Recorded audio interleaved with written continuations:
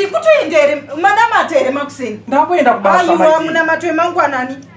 Sie maita Munamato. Munamato wii kuna maiti. Abadi maita ere Munamato vemangwanani ndio nyaya paira apa. Maiti nekuda kwetime maiti ndakuenda kubasa ini. Aiwa tisikuita izvozvo babadi ndakutaurira kuti unofana usiya unofana utozviziva wega. Nezura ndamunamata ere nezuro manero.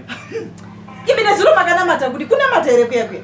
Ngoti namate ini ndisandatombopinda nemumweya munobva atopedza. Patoti amen. Maiti. Alright anyway nekuda kwetime dzangu unza kuno unza maoko ako.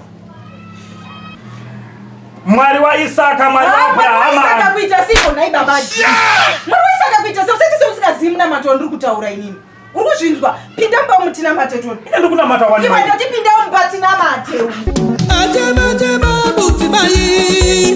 Urume wangu niwe wachita. Unazi